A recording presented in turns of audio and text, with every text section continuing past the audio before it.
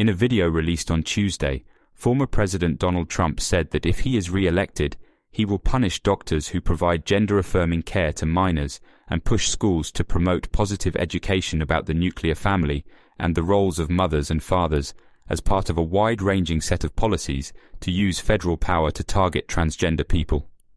He also said he would give several federal agencies the job of monitoring and stopping gender-affirming care for minors, which he called child abuse and child sexual mutilation. He then said that he would make it illegal for any federal agency to promote the idea of sex and gender transition at any age, not just for young people. If elected, he'd push Congress to pass a law banning gender-affirming care for minors nationwide, order the Justice Department to investigate the pharmaceutical industry and hospitals to see whether they deliberately covered up horrific long-term side effects of sex transitions in order to get rich, and cut off doctors from Medicare and Medicaid, a potential career ender for many doctors, if they treat trans youths with hormones or surgery. To take it even further, he would make it easier for people who got gender-affirming care as children and later regretted it to sue their doctors, calling the procedures unforgivable. Trump also said that his new policies would change how schools work. He has already promised to make a new credentialing body for teachers for teaching about race history.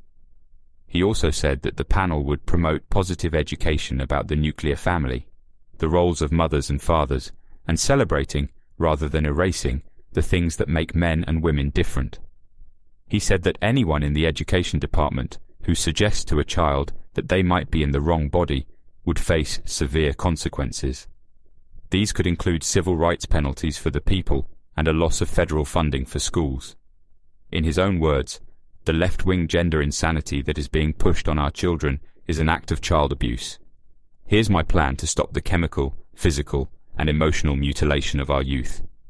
In the last 2 years, Alabama, Arizona, Arkansas, Tennessee, and Utah, all of which tend to vote Republican, have passed laws that ban or limit gender-affirming care for minors. At least 21 states' lawmakers have introduced bills this year that would ban or limit gender-affirming care for children. A lot of Americans are overjoyed with excited that he plans to change a lot of these laws and take our country back to the normal masculine and feminine roles that were responsible for making it the greatest country in the world. Do you agree with these policies? Do you think Biden's government has taken this too far? Do you think schools should have the right to indoctrinate children with confusing suggestions they might not fully understand the consequences of? This is your country. What do you think?